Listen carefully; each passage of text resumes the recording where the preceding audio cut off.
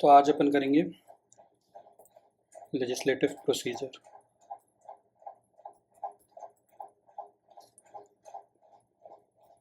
इसका यूनियन का, पार्लियामेंट का। तो अपन ने प्रेसिडेंट की पावर के टाइम देखा था, और अभी अपन जब यूनियन लेजिस्लेचर कर रहे थे तब भी अपन ने देखा था कि आर्टिकल 85 के अंदर प्रेसिडेंट की पावर होती है समन करने की हाउसेस को। समन, प्रोरोग और एडजन वगैरह सब कर सकते हैं, डिसॉल्व कर सकते हैं हाउस ऑफ पीपल को। बट अपन मेन अभी समन पे जाएंगे, क्योंकि अपन देखेंगे अभी कि बिल्स कैसे पास होते हैं और हर बिल के लिए क्या क्या प्रोसीजर रहेगा, वो सब देखते हैं अपन। उसके लिए अपन आएंगे सबसे पहले आर्टिकल 107 पे।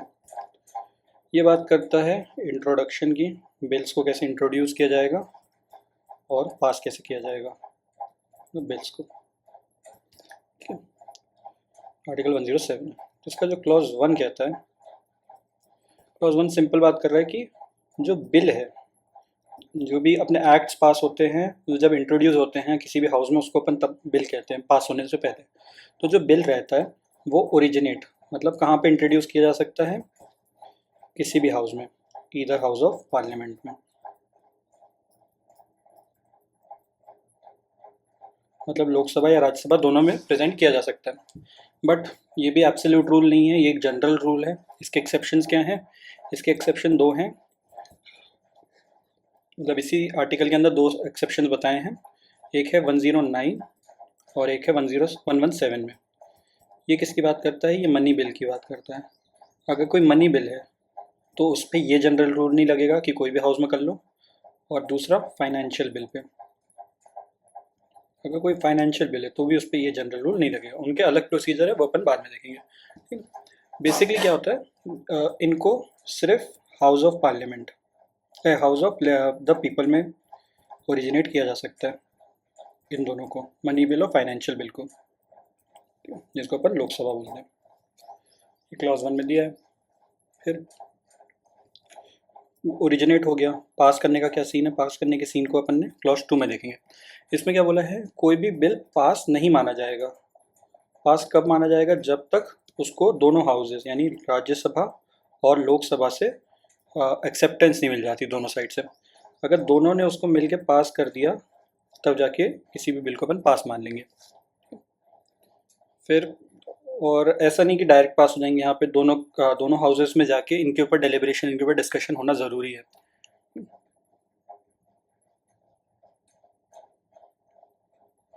अगर मान लो किसी भी, अपने यहाँ पे जनरल रूल देखा कि किसी भी हाउस में ओरिजिनेट हो सकता है, तो मान लो किसी लोकसभा में कोई बिल आया, ओरिजिनेट हुआ, यहाँ से उनने उसको पास कर दिया, इस पास करके इनने इसको राज्यसभा भेजा कि आप भी इसको पास करें। मान लो इनने पास नहीं किया, इनने बोला कि हमको थोड़े चेंजेस चाहिए, तो अमेंडमेंट्स होंगी। ठीक है, अमेंडमेंट्स होंगी, फिर उसको वो लोग वापस भेजेंगे, तो फिर ये लोग इस पे ही अमेंडमेंट्स पे फिर से डिस्कशन करेंगे। और ऐसे ही डिस्कशन कर करके अगर दोनों हाउस ने पास कर दिया इसको, तब जाके इस बिल को अपन एक्ट मान सकते हैं। एक्ट मानने का एक और प्रोसेस होता है जो आगे चलेगा, पर अपन यहाँ बिल को पास मान लेंगे। और फिर इसकी भी थोड़े से वो हैं, टेक्निकलिटीज रहेंगी इनकी, एक्सेप्शन रहेंगे आर्टिकल 108 में और 109 में। 108 जैसे मैं बताया, मनी बिल के लिए स्पेशल प्रोसीजर है अलग से, है ना। और 108 जो है वो जॉइंट सिटिंग की बात करता है। जनरली लोकसभा राज्यसभा अलग अलग बैठती है, अलग अलग उनको कंसिडर करेंगे। बट अगर इनके बीच में कुछ अनबन बन रही है, मतलब ये लोग बिल पे अग्री नहीं कर पा रहे, इनने कुछ अमेंडमेंट दिया, इनको अग्री नहीं है, या फिर उस अमेंडमेंट्स में कुछ और है और ये लोग अग्री नहीं कर पा रहे किसी भी तरह से, तो जॉइंट सिटिंग होगी और वो आर्टिकल 108 के अंदर रेगुलेट होता है। ठीक है ना।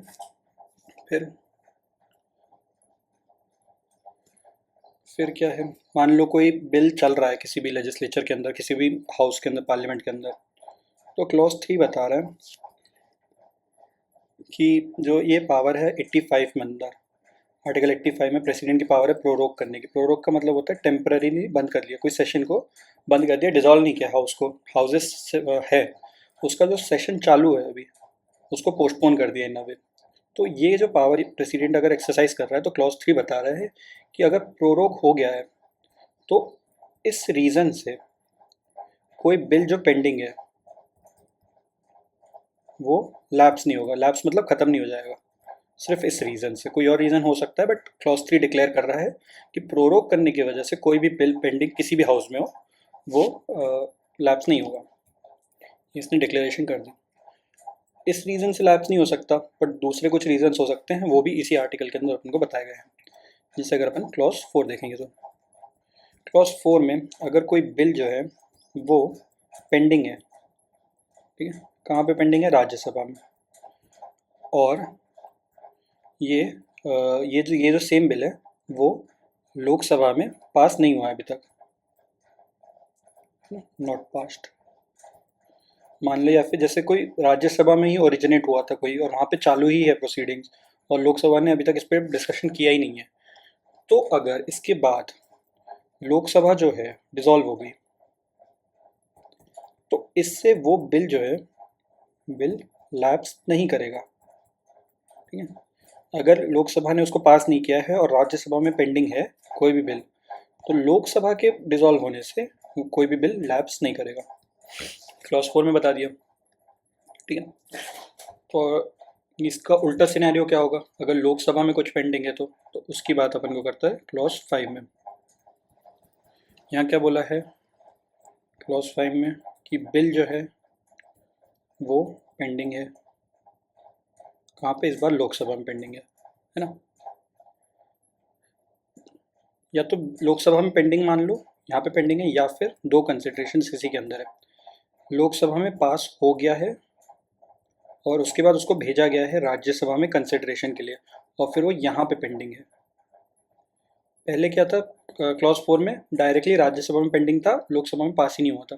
यहाँ पे दोनों है कि या तो लोकसभा में पेंडिंग है या फिर लोकसभा में पास है पर राज्यसभा में पेंडिंग है। तब क्या होगा? तब अगर तब अगर लोकसभा डिसॉल्व हो जाए तो बिल लैप्स कर जाएगा, मतलब बिल खत्म हो जाएगा। फिर आपको फिर से लाना पड़ेगा अगर आपको फिर से चाहिए तो, ठीक है। पर ये भी जो है लोकसभा डिसॉल्व होना, लोकसभा के डिसॉल्व होने से बिल लैप्स होना, ये भी आर्टिकल 108 के सब्जेक्ट रहेगा। मतलब 108 को भी ध्यान में रखते हुए ये एक जनरल रूल रहेगा। तो ये समझ आया, ये जनरल सिनेरियो रहेगा पूरा कोई भी बिल का। इसमें कोई डाउट? फिर अपन ने देखा जॉइंट सेटिंग के लिए। अब अपन देखते हैं जॉइंट सेटिंग कैसी होगी। यूजुअली तो अलग अलग रहेंगे, तो अलग अलग में अलग अलग से पास होगा, है ना। अब देखते हैं जॉइंट सेटिंग का क्या सीन है। जॉइंट सेटिंग का अपन को दिया है आर्टिकल 108 के अंदर। इसमें क्या होता है? क्लॉज 1 बता रहा है कि अगर किसी भी एक हाउस में, लोकसभा राज्यसभा कोई भी हो सकता है, उसमें जाके कोई भी बिल पास हो गया है, ठीक है, तो उसको दूसरे हाउस में भेजना पड़ेगा। सेकंड हाउस बोल दो उसको, सेकंड हाउस में भेजा गया है, ठीक है। तो ये सेकंड हाउस ने अगर उसको रिजेक्ट कर दिया बिल को, या फिर मतलब आगे पीछे हुआ, अमेंडमेंट्स दोनों साइड से दी गई, रिकमेंड की गई, पर कोई कॉमन अमेंडमेंट्स पे दोनों हाउसेस अग्री नहीं कर पा रहे हैं, तो ये दूसरा केस होगा। या फिर थर्ड, 6 महीने बीत चुके हैं और जो सेकंड हाउस है उसने पास नहीं किया, ना कि उसको रिटर्न किया है। तो अगर ये इन तीनों में से कोई भी एक होगा, क्योंकि और लिखा है, ठीक है, तीनों में से कोई भी एक सिनेरियो होगा, तो उस बिल को तो उस केस में प्रेसिडेंट जो है वो चाहे तो, यहाँ मे वर्ड यूज़ है, कौन बैरक में देखेंगे तो उनकी इच्छा रहेगी, वहाँ पे वो नोटिफाई कर सकते हैं उनकी इंटेंशन कि जो हाउसेज ऑफ पार्लियामेंट है, बोथ हाउसेज ऑफ पार्लियामेंट है,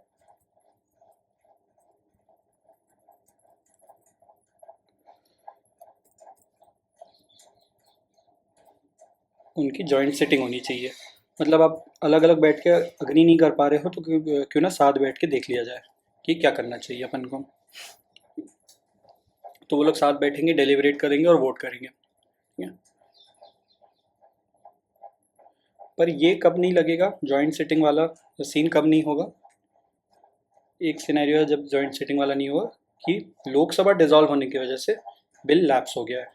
अगर बिल लैप्स हो गया तो वहाँ पे जॉइंट सिटिंग का प्रोविजन नहीं होगा लोकसभा के डिसॉल्व होने से। और एक और है जॉइंट सिटिंग और नहीं होगी मनी बिल पे भी। दो रीज़न क्या होगा अपने, लोकसभा डिसॉल्व हो गई और इसके रिजल्ट में बिल लैप्स हो गया, तो यहाँ पे जॉइंट सिटिंग नहीं होगी। और सेकंड कब नहीं होगी, मनी बिल पे, ये बाकी के सारे बिल्स पे हो सकती है। फिर क्या है, ये जो अगला क्लॉज बता रहा है, ये जो 6 महीने का, ये अपन कैसे गिनेंगे, इसके लिए क्लॉज 2 दिया है आर्टिकल 108 के अंदर ही। क्लॉज 2 क्या बता रहा है, जो अपन 6 महीने गिनेंगे उसमें अगर कोई भी हाउस जो है या तो अर्जन हो गया, मतलब स्पीकर ने बोल दिया है कि अब अपन बाद में मिलेंगे, है ना, टेम्परेरी सस्पेंशन स्पीकर द्वारा, या फिर प्रोरोग हो गया है, रेसिडेंट ने उसको सस्पेंड कर दिया थोड़े टाइम के लिए, सेशन को कैंसिल कर दिया जो भी, और उसमें अगर ये दोनों चीज़ें 4 दिन से ज़्यादा है तो वो 6 महीने में काउंट नहीं होगा। मतलब बेसिकली जो हाउसेस की छुट्टी रहेंगी उनको काउंट नहीं करना है, वही टाइम काउंट करना है जब हाउसेस सेशन में होंगे और डिस्कशन चल रहे होंगे, सिर्फ ये पीरियड काउंट होगा 6 मंथ्स की ड्यूरेशन के लिए। फिर यहाँ पे अपने क्लॉज 1 में देखा कि प्रेसिडेंट को अपनी इंटेंशन नोटिफाई करनी है दोनों हाउसेस को, ठीक है। तो मान लो जब उनने इंटेंशन नोटिफाई किया तब बिल किसी एक हाउस में डिस्कशन चालू था, तो क्लॉज 3 बोल रहा है कि जैसे ही प्रेसिडेंट नोटिफाई कर देंगे, प्रेसिडेंट नोटिफाइज, जैसे ही नोटिफाई कर देंगे वहाँ पे, तो जो हाउस है जिस भी हाउस में पेंडिंग हो या फिर किसी भी, तो वो उसके आगे प्रोसीड नहीं करेंगे, शैल नॉट प्रोसीड फर्दर। तो जहाँ पे भी वो लोग उस दौरान थे वहीं पे वो लोग रुक जाएंगे डेलिब्रेशन के लिए, ये क्लॉज 3 में बोला है। और जो भी प्रेसिडेंट नोटिफाई करेंगे कि आपको ऐसे ऐसे करके मिलना है, उसके अकॉर्डिंगली दोनों हाउसेस मिलेंगे। फिर ये लोग मिल लिए, साथ बैठ लिए, डिस्कशन हो गया, तो आगे कैसे बढ़ेंगे हम, है ना। उसके लिए क्लॉज 4 बताता है कि बिल का फिर क्या होगा। बताता है कि जो जॉइंट सिटिंग रहेगी उसमें अगर कोई भी डिसीजन लेना है तो उसमें आपको मेजॉरिटी लेनी पड़ेगी, किसकी, प्रेजेंट एंड वोटिंग की, मतलब जो हैं भी और साथ साथ वोट कर रहे हैं उनका आपको 50% प्लस 1 लेना पड़ेगा। अगर ये मेजॉरिटी से कोई भी काम होगा जॉइंट सिटिंग के अंदर, तो जो भी डिसीजन माने जाएंगे उसको पास मान लिया जाएगा अकॉर्डिंग टू द कॉन्स्टिट्यूशन। तो एक ही सिटिंग में, जॉइंट सिटिंग में ऐसा मान लिया जाएगा कि दोनों हाउसेस ने पास कर लिया है, इसी को मान लिया जाएगा पास्ड बाय बोथ हाउसेस।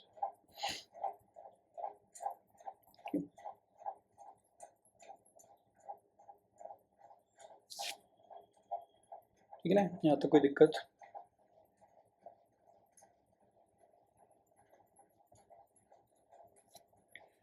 अभी अपन ने देखा कि अगर कोई बिल लैप्स हुआ है, लोकसभा डिसॉल्व होने से कोई बिल लैप्स हुआ है, तो वहाँ पे जॉइंट सिटिंग नहीं होगी। पर मान लो जहाँ पे अपन ने प्रेसिडेंट ने नोटिफाई किया, प्रेसिडेंट ने नोटिफाई किया कि जॉइंट सिटिंग होनी चाहिए किसी चीज़ पे, है ना, और उसके कुछ टाइम बाद लोकसभा डिसॉल्व हुआ, तो यहाँ पे क्या सीन होगा, है ना। प्रेसिडेंट नोटिफाई किया, उसके बाद लोकसभा डिसॉल्व हो गया, तो इसके लिए क्लॉज 5 कहता है, अपन आर्टिकल 108 के अंदर ही हैं अभी, 108 का क्लॉज 5 कह रहा है कि ऐसे में भी बिल को पास किया जा सकता है फिर,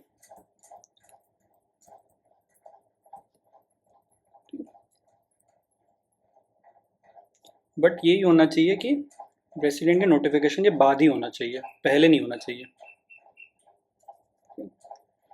फिर जॉइंट सिटिंग के लिए भी थोड़े से प्रोवाइजो दिए गए हैं क्लॉज 4 के अंदर, कि यहाँ पे बोला है कि मेजॉरिटी 50% प्लस 1 से हो सकता है। तो इसके अंदर थोड़े से प्रोवाइजो हैं कि जो नए अमेंडमेंट्स हैं वो अलाउड नहीं होंगे, मतलब जो अमेंडमेंट्स पे पहले दोनों हाउसेज डिसएग्री कर रहे थे उन्हीं अमेंडमेंट्स को लेके आप लोग आगे जॉइंट सिटिंग में डिस्कशन कर सकते हो।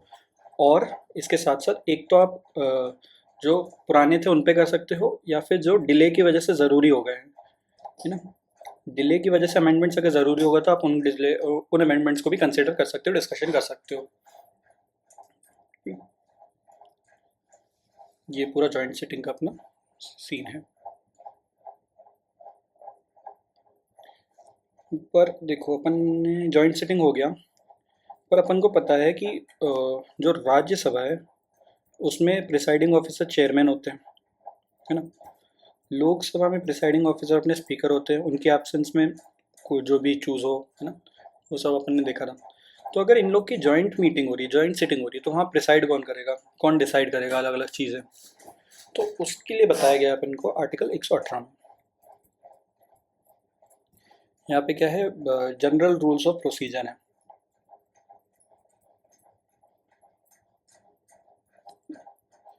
इसका क्लॉज 1 कहता है कि जो ईच हाउस ऑफ पार्लियामेंट है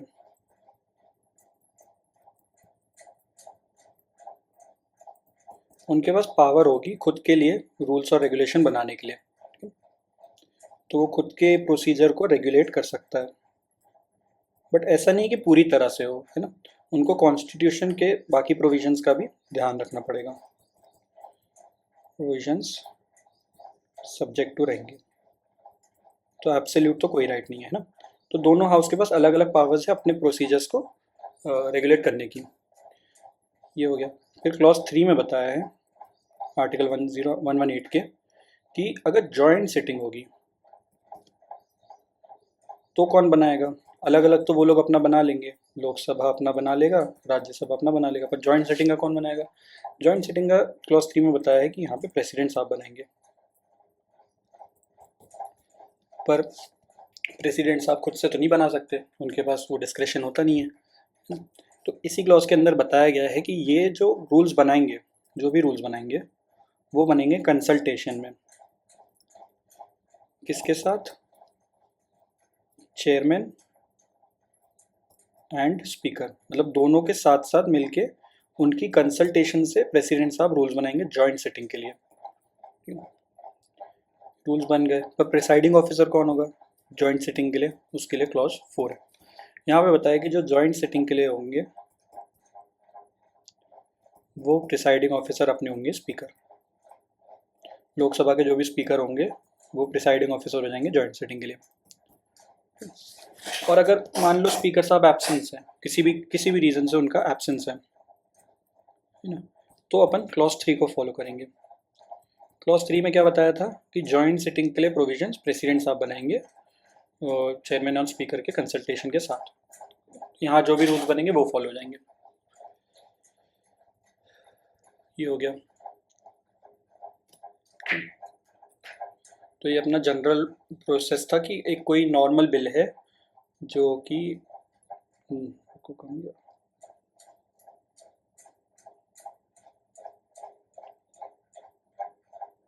हाँ, कोई भी नॉर्मल बिल है जो मनी बिल नहीं है, फाइनेंशियल बिल नहीं है, तो ये उसका पूरा प्रोसेस हो गया। या तो अलग अलग बैठ के मान गए तो ठीक है, नहीं तो जॉइंट सेटिंग करवा के कराया जा सकता है। अब अपन देखते हैं कि मनी बिल क्या है और इनका अलग प्रोसेस क्यों है और प्रोसेस क्या है। उसके लिए अपन आते हैं पहले डेफिनेशन पे कि मनी बिल होता क्या है। इसकी डेफिनेशन अपन को है आर्टिकल 110 में। यहाँ पे बोला है कि कोई भी बिल को डीम कर लिया जाएगा, मतलब मान लिया जाएगा, किसी भी बिल को मान लिया जाएगा मनी बिल कब, अगर वो किसी फॉलोइंग मैटर्स से डील करता है। तो इसमें आर्टिकल 110 के अंदर एक लिस्ट दी गई है लंबी सी, उसके अंदर बोला है कि अगर इनमें से कोई भी मैटर उसमें होगा, किसी भी बिल का हिस्सा होगा, तो वो मनी बिल कहला दिया जाएगा। यहाँ पे ध्यान रखने की बात यह है कि अगर अपन 1010 में देखें, यहाँ पे हाँ, ओनली प्रोविजंस, मतलब यहाँ जो फॉलोइंग चीज़ें बताई गई है ये लिस्ट में, अगर सिर्फ यही है मनी बिल के अंदर, मतलब किसी भी बिल के अंदर, तब जाके उसको मनी बिल मान लिया जाएगा। इसके साथ साथ कुछ होगा, इनके अलावा कुछ होगा, मतलब मान लो ये एक क्लॉज में जो भी दिया है टैक्सेस के साथ साथ इसके अलावा कुछ और भी चीज़ें हैं, तो वो कहाँ चला जाएगा, तो वो चला जाएगा अपना 117 में। 117 क्या बात करता है अपना, फाइनेंशियल बिल्स की।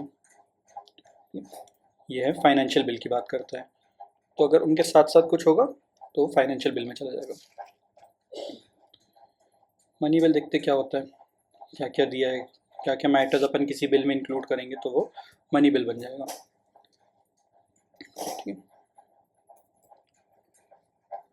क्या है, पहला है अपना कि अगर किसी भी टैक्स के लगाने की, हटाने के, कम करने के, चेंज करने की या फिर रेगुलेट करने की बात करेंगे किसी भी टैक्स को किसी भी बिल में, तो मनी बिल हो जाएगा।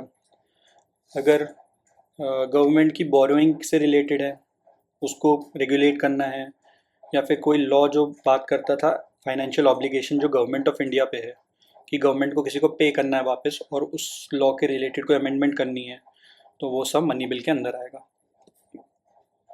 फिर क्या है, कंसोलिडेटेड फंड ऑफ इंडिया की कस्टडी या फिर उससे पैसे खर्च करने की या फिर विड्रॉ करने की कोई भी चीज़ें हैं, या फिर contingency fund.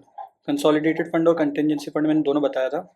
Consolidated fund normal account types होता है गवर्नमेंट का, जिससे पूरे एक्सपेंसेस निकाले जाते हैं जो देखे जा सकते हैं, जो नॉर्मली देखे जा सकते हैं। कंटिजेंसी फंड होता है इमरजेंसीज़ के लिए। यहाँ पे अपनी सारी इनकम जो भी टैक्सेस से आती है, कोई भी इंपोर्ट एक्सपोर्ट होता है, जो भी इनकम आती है वो अपनी कंसोलिडेटेड फंड ऑफ इंडिया में जाती है, और अपन को कुछ गवर्नमेंट को कुछ भी खर्चा करना होता है तो वो भी यहीं से निकलता है। तो मान लो कोई ऐसा चीज़ हो गई जिसका एक्सपेक्ट नहीं किया था, जैसे कोई कैटास्ट्रफी आ गई है ना, बहुत लॉसेस हो गए, तो उसके लिए कंटिजेंसी फंड बनाया हुआ है अपना। इसमें थोड़े थोड़े टुकड़ों में पैसे डाले जाते हैं ताकि कभी भी निकाला जा सके जब नीड बने। तो उनकी कस्टडी से, उनके पैसे के लेन देन से रिलेटेड कुछ भी है तो वो भी मनी बिल में जाएगा। फिर वही कंसोलिडेटेड फंड ऑफ इंडिया से पैसे निकालने की बात है। अप्रोप्रिएशन मतलब ऑथराइज करना होता है, मतलब जो फंड निकलेंगे उसको ऑथराइज करने के लिए कोई भी बिल नहीं निकलेगा तो उसको भी मनी बिल कहेंगे। फिर अगर कोई भी एक्सपेंडिचर चार्ज करना है कंसोलिडेटेड फंड ऑफ इंडिया के अंदर, या फिर कोई भी अमाउंट को बढ़ाना है जो भी इसके अंदर चार्ज हो रही है ना, तो वो सब भी मनी बिल के अंदर आएगा।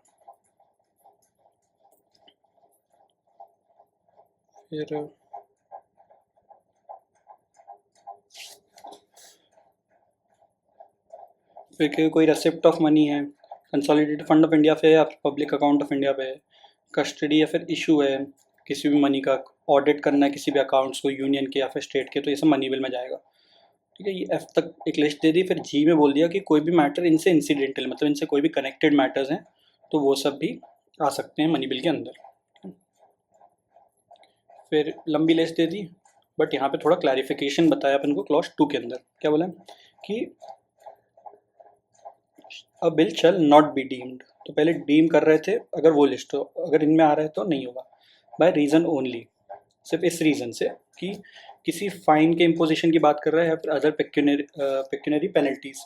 तो फाइन, फीस और फाइन और टैक्सेस मैंने फ़र्क पहले भी बताया था, ठीक है ना, उसी की बात करने हैं लोग यहाँ पे कि टैक्स होगा तो मनी बिल में आएगा, पर अगर कोई नॉर्मल फाइन लग रहा है तो वो सब नहीं आएगा। अगर कोई फ़ीस चार्ज हो रही है लाइसेंसिंग के लिए या फिर सर्विस के लिए कोई फ़ीस चार्ज हो रही है तो वो सब नहीं आएगा।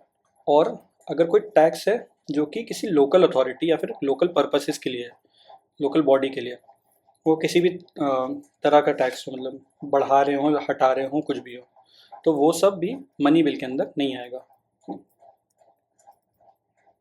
बिल में नहीं आएगा ये सब अगर होगा तो। ठीक है, तो यहाँ पे थोड़ा डाउट का सीन बनता है कि कोई बिल मनी बिल होगा कि नहीं, तो इसका कौन जवाब देगा, कौन डिसाइड करेगा।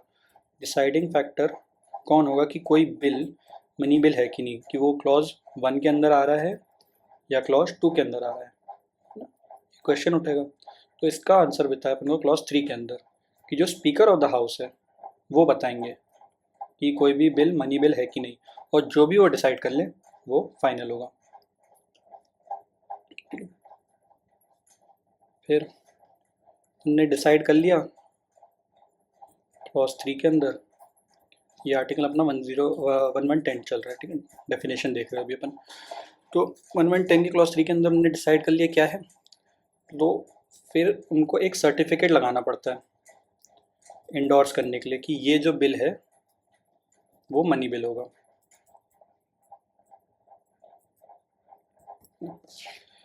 फिर ये जो सर्टिफिकेट होगा, सर्टिफिकेट को जब लोकसभा में मनी बिल पेश होता है ना, ठीक है, तो लोकसभा में प्रेजेंट होता है, वहाँ से जब पास होगा तो इसको राज्यसभा भेजेंगे, है ना। तो ये जो सर्टिफिकेट स्पीकर साहब ने दिए होंगे, इसको साथ साथ भेजना पड़ेगा उनको बताने के लिए कि ये मनी बिल है जो हम आपको भेज रहे हैं। ये बताना क्यों ज़रूरी है अपन आगे प्रोसीजर में देखेंगे, बट ये बताना ज़रूरी है। और इसके साथ साथ जब यहाँ से भी हो जाएगा तो फिर अपन हर बिल को प्रेसिडेंट के पास भेजते हैं कि वो साइन करे, तब जाके कोई भी पास्ड बिल जो होता है वो एक्ट बन पाता है। जब उसको प्रेसिडेंट साहब असेंट कर देंगे तो वो एक्ट बन जाएगा और वो इन्फोर्स होने लगेगा जब से भी हो। तो जब भी रोज राज्यसभा को भेज रहे हैं तो यहाँ पे भी सर्टिफिकेट भेजना पड़ेगा साथ साथ, और जब प्रेसिडेंट को जा रहा है वहाँ पे भी सर्टिफिकेट भेजना पड़ेगा कि ये मनी बिल है। ठीक है ना? ये हो गया अपना कि मनी बिल होता क्या है। अब अपन ने देखा था कि 117 में भी फाइनेंशियल बिल के बारे में बताया गया है ना? तो वहाँ पे स्पेशल प्रोसीजर बताया है फाइनेंशियल बिल के लिए 117। तो मनी बिल जो होता है, money bill is a type of financial bill. Financial bill एक जनरल टर्म है, एक ब्रॉड टर्म है, अगर इसको अपन वेन डायग्राम से समझेंगे तो मतलब अगर ये अपना फाइनेंशियल बिल है, ठीक है, तो इसके अंदर अगर एक छोटा सा गोला है तो ये मनी बिल होगा। मतलब हर मनी बिल एक फाइनेंशियल बिल है, पर हर फाइनेंशियल बिल एक मनी बिल नहीं होगा। ठीक है, तो इसी के रिलेटेड जो स्पेशल प्रोविजंस है फाइनेंशियल बिल के लिए वो इसके लिए भी लगेंगे, मनी बिल के लिए ना। तो ये बताएंगे अपन को आर्टिकल 117 के अंदर स्पेशल प्रोसीजर है क्या है। इसका जो क्लॉज 1 है वो साफ साफ मनी बिल को ही रेफर करता है कि आर्टिकल 110 के अंदर जो भी बिल्स होंगे ना, वो इंट्रोड्यूस तभी हो सकते हैं, इंट्रोड्यूस पे ही उनका लिमिटेशन है। इंट्रोड्यूस वो तभी होंगे जब प्रेसिडेंट रिकमेंड करेंगे, मतलब बिना प्रेसिडेंट के रिकमेंडेशन के कोई भी बिल प्रेजेंट भी नहीं हो सकता, कोई भी मनी बिल प्रेजेंट तक नहीं हो सकता। और इसके साथ साथ एंड प्रेसिडेंट तो रिकमेंड करेंगे ही करेंगे, और सिर्फ लोकसभा में ही इंट्रोड्यूस हो सकता है, ओनली इन लोकसभा, राज्यसभा में हो ही नहीं सकता। पर इसमें भी थोड़ा सा वो है एक्सेप्शन कि ये जो रिकमेंडेशन है ये तब नेसेसरी नहीं होगी। यहाँ पे प्रोवाइजो दिया है क्लॉज 1 के अंदर कि नो रिकमेंडेशन। कब? अगर किसी टैक्स की बात हो रही है और उसको रिड्यूस किया जा रहा है या फिर अबॉलिश किया जा रहा है, तब आपको रिकमेंडेशन की ज़रूरत नहीं है प्रेसिडेंट साहब की, आप डायरेक्ट उसको प्रेजेंट कर सकते हैं, इंट्रोड्यूस कर सकते हैं लोकसभा में। ठीक है, यहाँ पे अपन ने मनी बिल की सबसे पहली लाइन पे देखा था कि टैक्स में क्या क्या इंक्लूडेड हो सकता है, इम्पोजिशन। तो अगर अबॉलिशन है और या फिर उसको कम किया जा रहा है, ऑल्टर करके उसको डिक्रीज़ किया जा रहा है, उन सब चीज़ों में आपको नहीं लगेगा प्रेसिडेंट साहब का रिकमेंडेशन। फिर जो फाइनेंशियल बिल है उसका क्लॉज 2 बिल्कुल सेम बात करता है जो अपन ने इसके क्लॉज 2 में देखी थी। 117 पे आ जाते हैं एक बार अपन फट से। हाँ, तो यहाँ पे भी सेम बात है कि अगर कोई फाइन या पेक्यूनरी पेनल्टी लगाई जा रही है, कोई फीस चार्ज करी जा रही है, या फिर कोई टैक्स को चेंज किया जा रहा है जो लोकल अथॉरिटी या बॉडी उसके लिए है, तो उनको फाइनेंशियल बिल नहीं माना जाएगा। ठीक है, तो ये बिल्कुल डिट्टो सेम है आर्टिकल 110 के जो क्लॉज 2 था। ठीक है, कॉपी पेस्ट है बिल्कुल वहाँ का। फिर क्या है, फिर क्लॉज 3 है इसके अंदर, क्लॉज 3 पे आ जाते हैं डायरेक्ट। अगर कोई भी बिल है जिसकी वजह से इन्वॉल्व करता है एक्सपेंडिचर, कोई भी खर्चा इन्वॉल्व है किसी बिल की वजह से, और ये एक्सपेंडिचर कैसा है जो कंसोलिडेटेड फंड ऑफ इंडिया से आएगा। कंसोलिडेटेड फंड ऑफ इंडिया अपना बेसिकली सेविंग्स अकाउंट इंडिया का है ना, उससे इन्वॉल्व हो रहा है, तो ये कोई भी हाउस ऑफ पार्लियामेंट में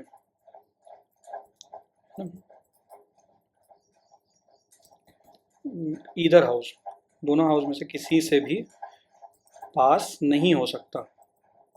कब तक पास नहीं हो सकता? जब तक बिल जो है वो रिकमेंड नहीं हुआ है किससे? प्रेसिडेंट से। जब तक प्रेसिडेंट साहब रिकमेंड नहीं कर सकते आप किसी बिल को पास भी नहीं कर सकते, अगर उसमें एक्सपेंडिचर इन्वॉल्व है तो किसी भी तरह का कंसोलिडेटेड फंड ऑफ इंडिया। ठीक है, तो इंट्रोडक्शन पे भी बार है प्रेसिडेंट के रिकमेंडेशन तक, और पास करने पर भी बार है प्रेसिडेंट के रिकमेंडेशन तक, अगर उसमें एक्सपेंडिचर इन्वॉल्व है। ये जनरल फाइनेंशियल बिल का प्रोसीजर हो गया, पर मनी बिल इसके एक स्टेप ऊपर होता है। अब अपन देखते हैं मनी बिल का स्पेशल प्रोसीजर क्या है, उसको इतना डिफ्रेंशिएट क्यों किया गया है। इसका अगर अपन प्रोसेस देखें, ये अपन को बताया गया है आर्टिकल 109 के अंदर। 1110 में डेफिनेशन थी मनी बिल की अपनी। तो आर्टिकल 109 करेंगे अपन।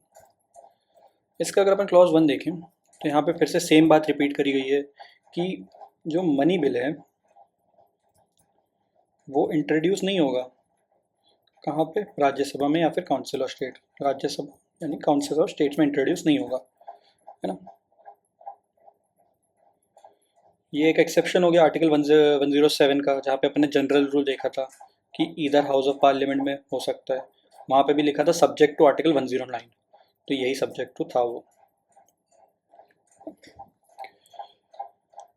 फिर जो क्लॉज 2 है वो स्पेशल प्रोसीजर बता रहा है। क्या, लोकसभा में प्रेजेंट होगा तो पहले वहाँ पास होगा, लोकसभा में मान लो पास हो गया, फिर इसको राज्यसभा भेजना पड़ेगा। राज्यसभा में अपन ने जॉइंट सेटिंग के उसमें देखा कि उनके पास एटलीस्ट 6 महीने होते हैं। अगर उन्होंने 6 महीने में पास नहीं किया तब अपन जॉइंट सेटिंग का कंसिडरेशन करते हैं। पर जो मनी बिल होता है वो क्लॉज 2 में बताया कि राज्यसभा के पास सिर्फ 14 डेज हैं। ठीक है, सिर्फ 14 डेज हैं ना, वो रिजेक्ट नहीं कर सकते, वो रिजेक्ट नहीं कर सकते, ना ही विथहोल्ड कर सकते हैं। विथहोल्ड करेंगे भी तो सिर्फ 14 दिन तक कर सकते हैं, मैक्स टू मैक्स 14 दिन तक। ठीक है, इन 14 दिन के अंदर उनको रिकमेंड करना है चेंजेस, कुछ भी अगर उनको लग रहा है कोई भी चेंजेस वो रिकमेंड कर सकते हैं, रिकमेंड वो कर सकते हैं, पर अमेंडमेंट वो खुद से नहीं कर सकते। अमेंडमेंट वो लोग खुद से करके नहीं भेज सकते कहीं से भी। ठीक है, फिर रिकमेंड करना है, उसके साथ साथ उनको रिटर्न करना है वापस। अगर रिकमेंड कर रहे हैं कुछ भी तो रिटर्न करना है वापस उनको लोकसभा में। ठीक है, फिर लोकसभा में जब ये जाएगा मनी बिल यहाँ से राज्यसभा से रिकमेंड होके, जो भी रिकमेंडेशंस रहेंगी राज्यसभा की वो नॉट बाउंड है लोकसभा, उन पे कोई भी तरह का कंपल्शन नहीं है कि वो एक्सेप्ट करें इसको। तो वो चाहे तो इससे पिक एंड चूज कर सकते हैं। मान लो इनने 10 रिकमेंडेशंस दी, तो उनकी मर्जी है कि 10 की 10 एक्सेप्ट करनी है या फिर गिन चुन के 1-2 करनी है या फिर सारी रिजेक्ट करनी है। ये पूरी फ्रीडम लोकसभा को दी गई है क्लॉज 2 के अंदर। ठीक है, तो अगर एक्सेप्ट करेंगे तो क्या सीन है और रिजेक्ट करेंगे तो क्या सीन है। अगर एक्सेप्ट करेंगे तो उसके लिए अपने पास क्लॉज 3 है। यहाँ पे उनने रिकमेंडेशंस को एक्सेप्ट कर लिया। थोड़ी सी रिकमेंडेशंस हो सकती है, सारी भी हो सकती हैं, वो लोकसभा की मर्जी होगी, है ना। तो अगर एक्सेप्ट कर लिया तो मान लिया जाएगा कि बोथ हाउसेस ने पास कर दिया है।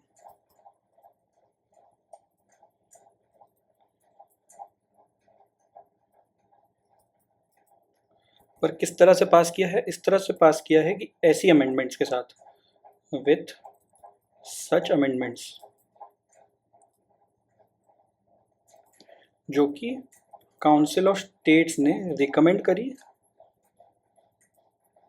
एंड लोकसभा ने एक्सेप्ट करी। तो मान लो राज्यसभा ने 10 अमेंडमेंट भेजी थी, बताई रिकमेंड की थी, सॉरी 10 रिकमेंड की थी, लोकसभा ने सिर्फ एक ही मानी। तो इस एक अमेंडमेंट के साथ जो बिल था, ओरिजिनल बिल था, उसको पास मान लिया जाएगा बोथ हाउसेस से। ये अपन को क्लॉज 3 बताता है। ठीक है, फिर अगर क्लॉज 4 में बताता है अगर रिजेक्ट कर दिया तो, रिजेक्ट कर दिया तो ओरिजिनल फॉर्म में राज्यसभा की रिकमेंडेशंस को रिजेक्ट कर दिया है, तब भी ये मान लिया जाएगा कि बोथ हाउसेस ने पास कर दिया है। ठीक है, और किस तरह से पास किया है, ऐसे पास किया है कि ओरिजिनल फॉर्म में, बिना किसी अमेंडमेंट्स, बिना किसी रिकमेंडेशन के, जैसा लोकसभा ने पास किया था वैसा का वैसा मान लिया जाएगा। ठीक है, तो यहाँ अपन को दिख रहा है कि राज्यसभा के पास ज़्यादा पावर्स नहीं है मनी बिल को लेके।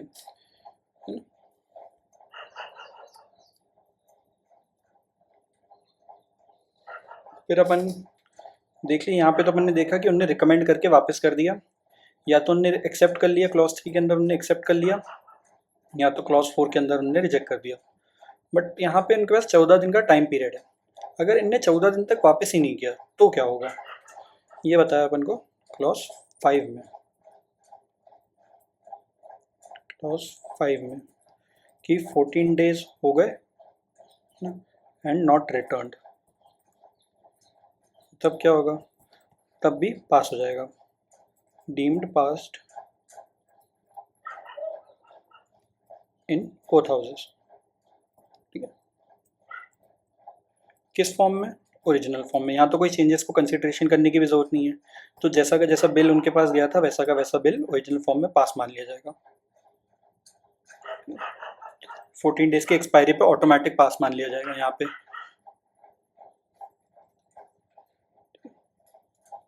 ये हो गया मनी बिल का पूरा प्रोसीजर। यहाँ तक कोई डाउट, कोई दिक्कत?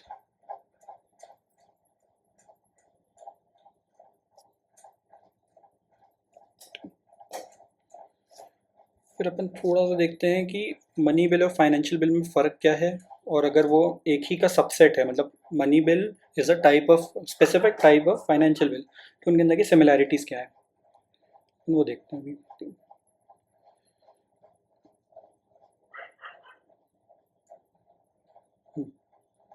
जो मनी बिल है उसको राज्यसभा अमेंड नहीं कर सकती, पर फाइनेंशियल बिल को अमेंड कर सकती है, और फाइनेंशियल बिल को रिजेक्ट भी कर सकती है, बट मनी बिल को वो रिजेक्ट भी नहीं कर सकती।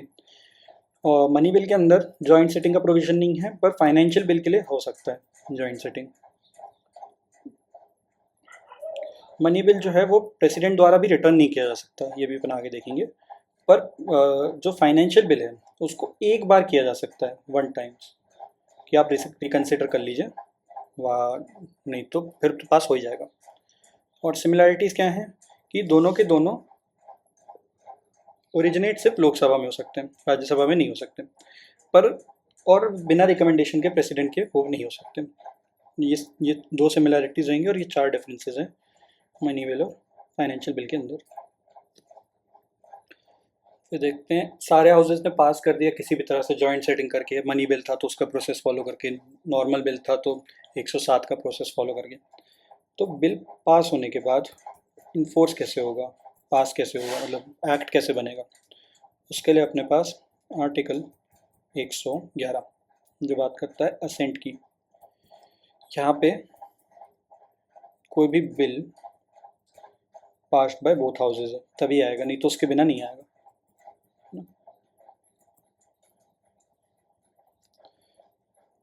तो जब तक उसको प्रेसिडेंट साहब असेंट नहीं दे देते वो बिल नहीं बनेगा।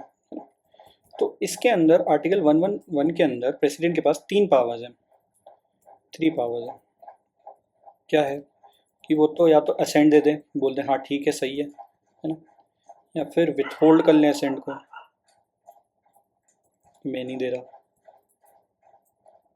या फिर थर्ड पावर है कि रिटर्न कर दे, कि एक बार फिर से समझ लीजिए, कंसिडर कर लीजिए, ठीक है, फॉर रिकन्सिडरेशन।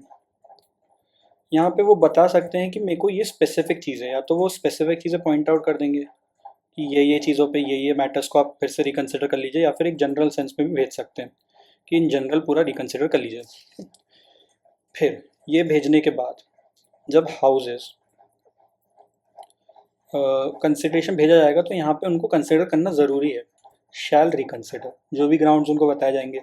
अगर स्पेसिफिक बताया तो स्पेसिफिक देखेंगे, जनरल बताया तो जनरल सेंस में देखेंगे कि क्या करना है, तो रिकन्सिडर करेंगे। उसके बाद अगर रिकन्सिडरेशन के बाद फिर से वो पास हो गया बिल, दोनों हाउसेज से पास हो गया वो फिर से बिल, विथ और विदाउट अमेंडमेंट्स, मतलब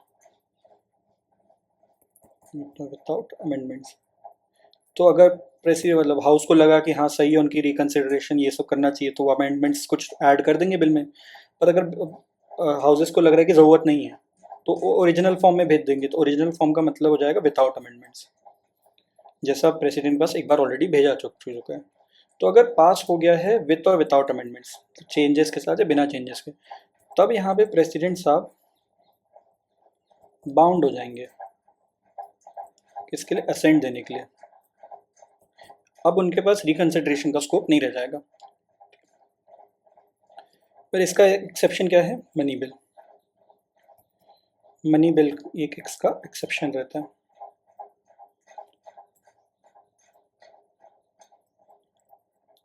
बाकी बिल्स पे वो वापस रिटर्न कर सकते हैं।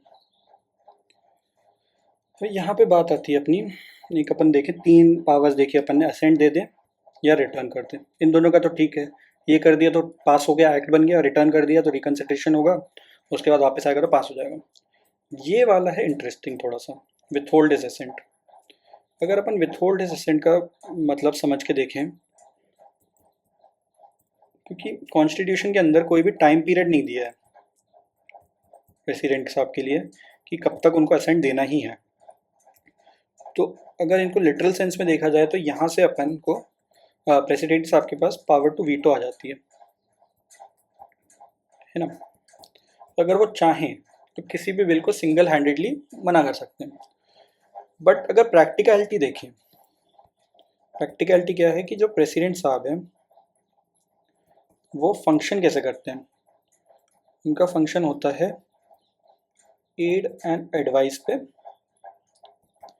काउंसिल ऑफ मिनिस्टर्स के, जो कि डायरेक्ट मेंबर्स होते हैं अपने लोकसभा के जनरली, है ना।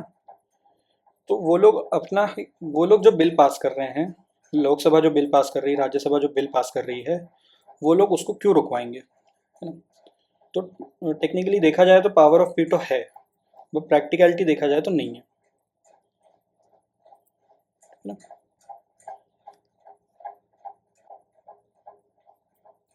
आज के लिए बस इतना ही, फिर अपना